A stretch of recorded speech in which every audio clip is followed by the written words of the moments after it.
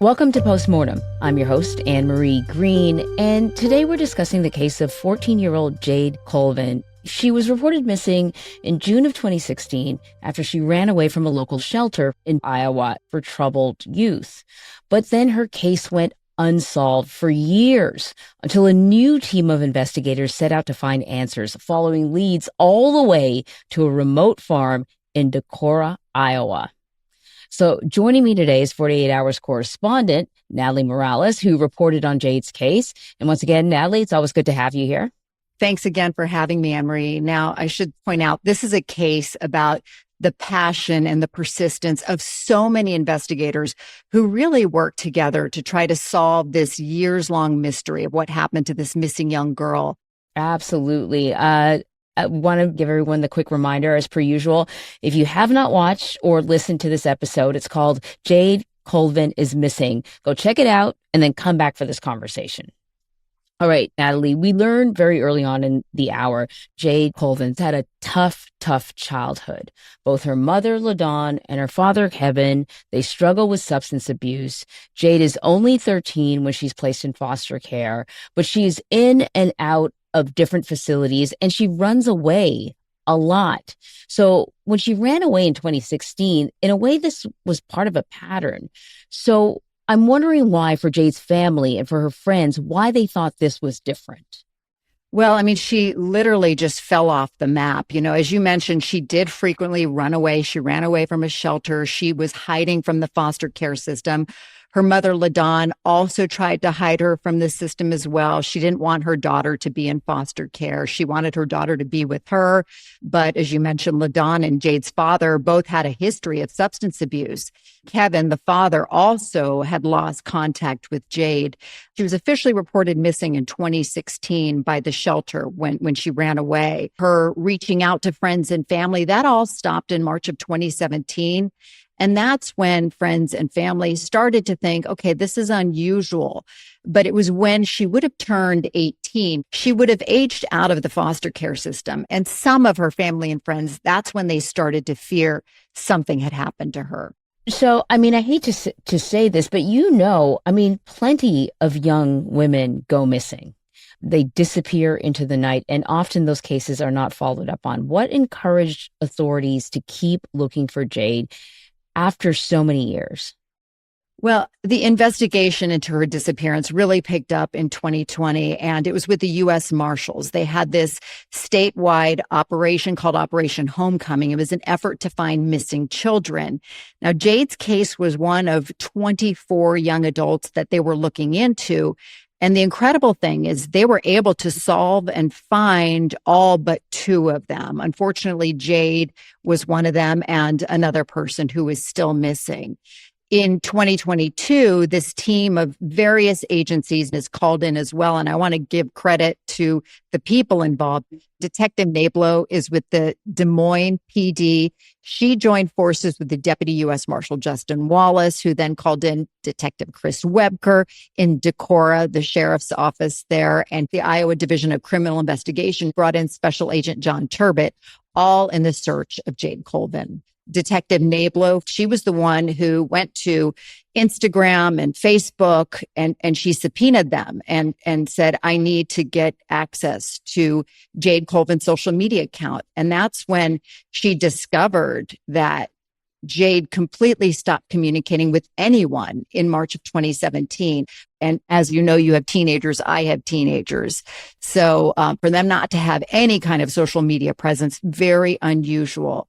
So this team, once they saw that, they said, something here is wrong. As Special Agent John Turbett said, if we can't find her, we want to get justice for Jade. In fact, mentioning Special Agent John Turbett, I want to play a clip.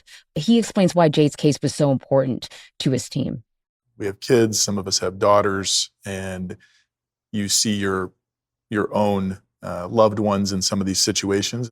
Jade's picture was hung up on my whiteboard, and I looked at it every day for a couple years, and she was smiling, and that's how I always wanted to remember. I'm like, that's why I'm trying to find her. So you hear that passion right there with the special agent talking about how this case resonated. It really hit home to him. Yeah, I totally get that. When I think about the pictures that were in the hour, I kept on thinking she looks like any kid, in my own daughter's high school. So I totally get what investigators felt.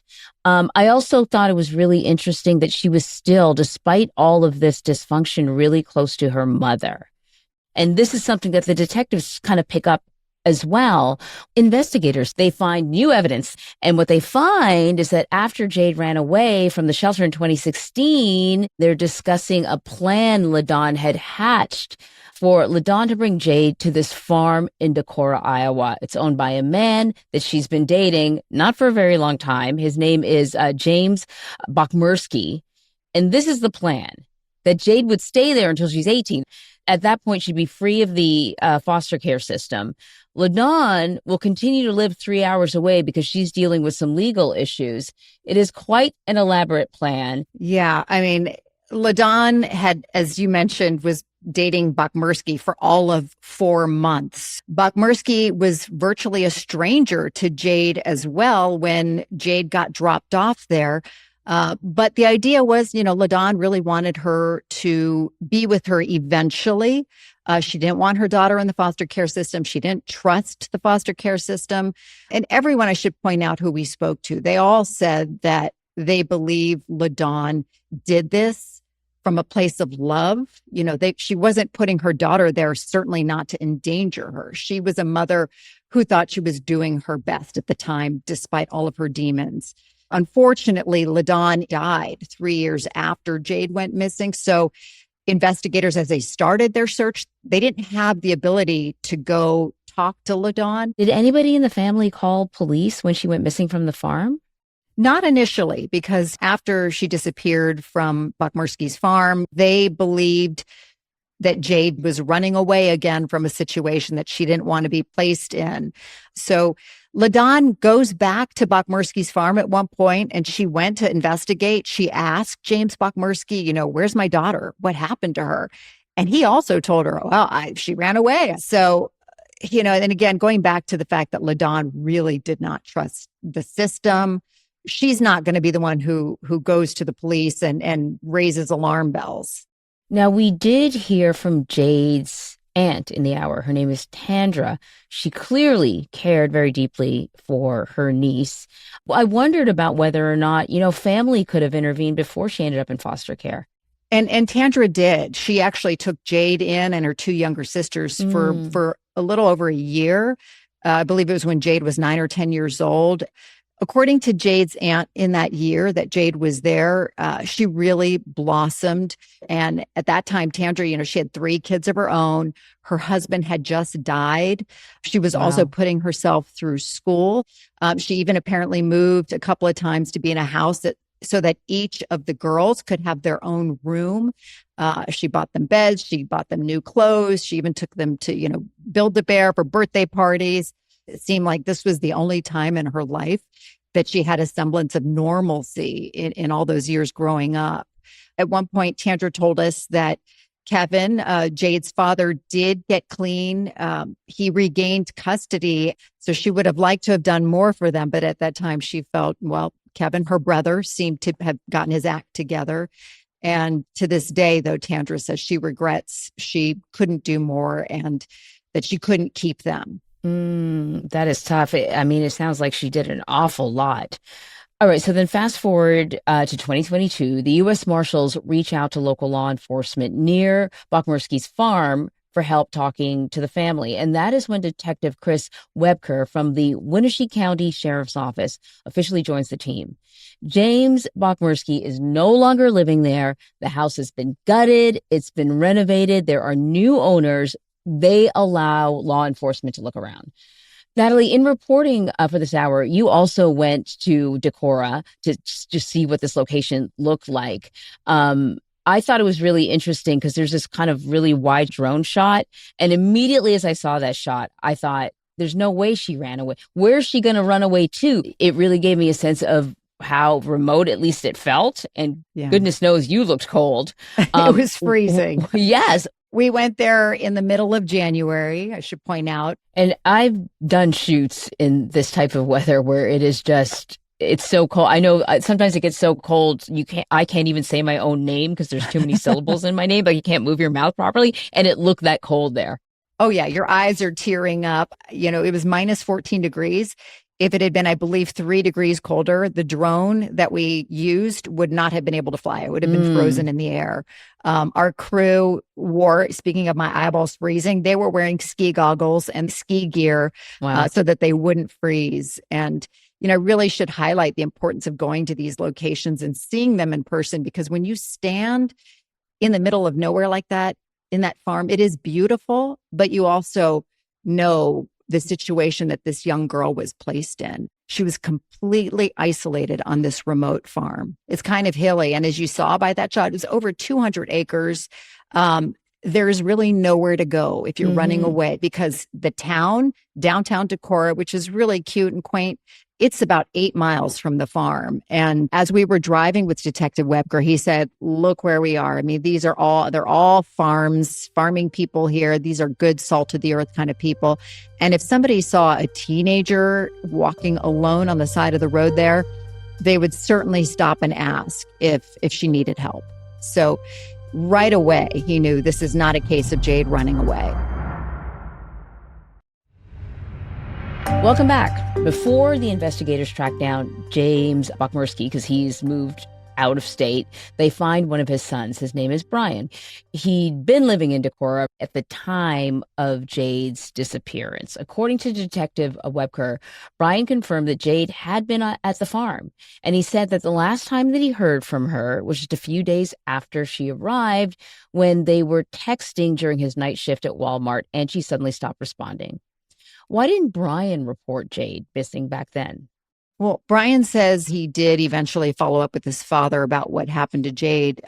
Bokmersky at the time gave him a lot of excuses, said that she might even be a cam girl somewhere.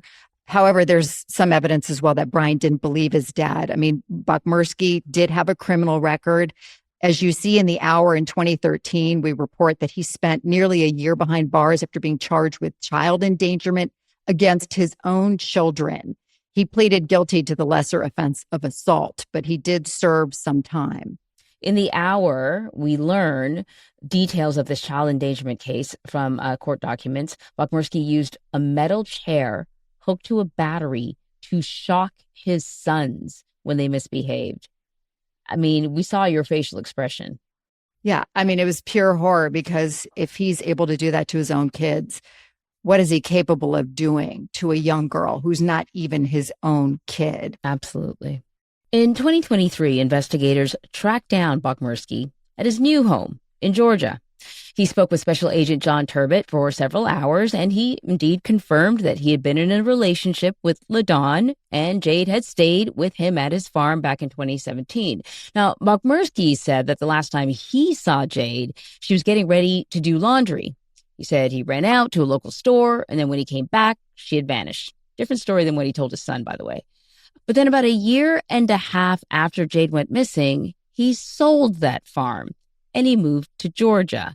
Right. And it was interesting because according to Special Agent John Turbot, his decision to relocate and the timing of the move, not long after Jade disappeared, that all added to their suspicions. When he moved to Georgia, he also started using an alias. He was going by the name Bob Sage. So the agents told us, seemed to be like a guy who was trying to hide. Now, he also had some other criminal charges from Iowa, including a probation violation from 2018. So there was some indication there was extra heat on him from law enforcement. Special Agent John Turbot, when he got there, he saw, this guy clearly seems to be like he's hiding out in this new location. It certainly seemed like he left Decorah in a hurry. He pretty much abandoned a lot of his belongings at a neighbor's barn. And when the neighbor lets investigators know, hey, I still got all this stuff here, they really strike gold. They find Bokmersky's old cell phone, and there's some shocking new evidence. Right. That phone really became the key to their investigation because on that phone, they found deleted text messages from Jade's family trying to find her, including from LaDawn, desperately trying to get a hold of her daughter. They also found photos of Jade at the farm, the last photos of Jade alive, which also suggested to investigators he took a lot of photos of Jade. So they thought perhaps this showed some attraction that Bachmersky had to Jade. Now, the phone also contained, as you saw in the hour, these photos, which really became key evidence. One photo shows his very clean kitchen, which was very unusual and out of the norm, according to those who knew and saw the condition of that home. And also a bedroom photo that was taken 2 days after Jade disappeared. And then contrast that to a photo of the bedroom taken a couple of months later. The first photo showed a bed with a headboard. The second photo showed there was no more headboard. It looked like that mattress was new, according to investigators. So it appeared to the investigators that it looked like if there was a scene there, it might have been cleaned. Now, we should mention that the cell phone also helped investigators clear Brian, the son, because they found those text messages that Jade was having with Brian as he worked that night shift at Walmart. So it checked out with his story. Something that I kept on thinking of was, okay, if she's been killed, she's got to be somewhere on this farm. But it's huge. Were investigators able to search the farm? How do you go about searching a property that large? Well, as Detective Chris Webker from the Winnebago County Sheriff's Office, said, it was really like looking for a needle in a haystack. They searched the 200 plus acres. They used cadaver dogs. They didn't find any human bones or DNA, but I will say they did find a pile of bones. They were animal, I should say, not human. The dog did not signal on any human scent there. Bachmersky, though, we should point out, according to Chris Webker, he was a skilled hunter. I asked Webker what struck him about those animal bones, since it's not unusual to hunt in Iowa. He was an avid outdoorsman that knew how to handle himself and how to harvest animals and then discard them. And being able to handle and kill animals like that. Yeah. You think the same could be said for humans, just being able to discard people? He definitely had the knowledge of where he lived and how to do things that way, yes. That gives you the creeps just hearing that and knowing the possibilities when you see a property of that size, what he might have been able to do. So even though investigators have not found Jade's body, they do have some damning new evidence from Bachmersky's phone. Special Agent John Turbot went back down to Georgia to interview Bachmersky again, but this time Bachmersky's demeanor is completely different. He claimed to be drunk and that he couldn't remember any details. But Special Agent Turbot pressed him about Jade, and I want you to listen to a clip of what Bachmersky said to him. I'd go to the grave before I tell the truth. About this? Yes.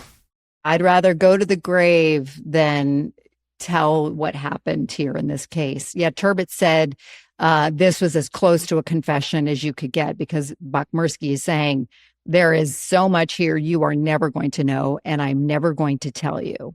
Yeah. Well, clearly investigators and prosecutors believe they have enough. By August of 2024, James Bachmersky is charged with Jade Colvin's murder. His trial began about a year later. And I have to say, it seemed to me like the prosecution had a real challenge. I didn't think this case was particularly strong, even though there's a lot of evidence. There's no blood. There's no murder weapon.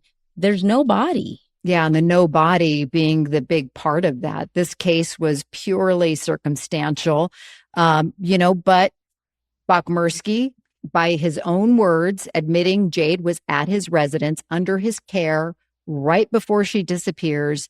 That cell phone evidence that they had was key. I mean, those deleted messages, along with those photos that seemed to show the before and after Jade disappeared. He replaced that bed. He cleaned that kitchen. He took pictures of it Bachmersky, however, explained he was cleaning and doing all of this because he was planning to sell the farm, which he eventually did. But most incriminating were those words you just heard, his own words. I'd go to the grave before I tell the truth. But here's the thing. If I was the defense, I would just say, well, you don't even have any proof that she's dead. And that was a big part of the defense's argument. They tried to say there's no evidence she's dead. They said she had a history of running away. In fact, they even hired their own investigator who said there were unconfirmed sightings of her. It is hard to combat the fact, though, that Jade was at Bachmersky's residence under his care, and then poof, she just disappears. Nobody ever heard from her again. Well, the prosecution did their job. The jury found Bachmersky guilty of murder in the second degree. He was sentenced to 50 years in prison. So he's 67 years old. So that's essentially a life sentence for him at the time. In the hour, Jade's Aunt Tandra said that the sentence was a relief. Do we know how the rest of Jade's family felt about this? Well, Tandra, and I think you could see that in the interview, she struggles. I mean, she really wants to be able to find Jade's body, give her a proper funeral. The whole family hopes that someone watching the show or listening to this who has any information will come forward. I think that's what they're all looking for, is some sense of closure, if there is such a thing. Yeah. All of the investigators that we spoke with, though, said this is still not done for them. It is still an open missing persons case with the Des Moines PD until they find Jade's body. I totally get that. Still so many loose ends. You really do want to know what happened to her before you could really have peace. I can get it. So listen, Natalie, I want to ask you about something that you had actually mentioned at the top of the podcast.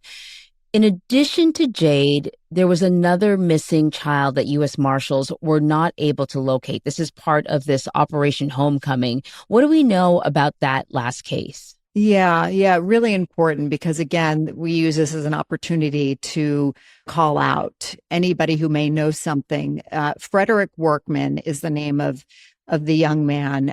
He was reported missing from Des Moines in August of 2013 when he was about 15 years old. A lot of work has been done on his case. However, that case remains open as well. So again, if anybody has any information, they can contact the U.S. Marshal's Office at 515-400-8140, or they can submit a tip to the National Center for Missing and Exploited Children. I know there's going to be all kinds of people as soon as they hear this podcast are going to be getting online and looking this case up, and hopefully it'll make a difference. Natalie, once again, another really, really fascinating hour. And at least, Jade's family got some closure.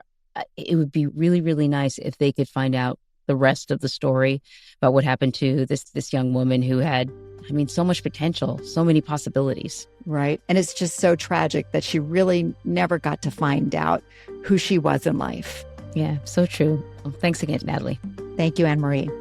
And to all of you out there, if you like this episode, please rate and review on Apple Podcasts or Spotify.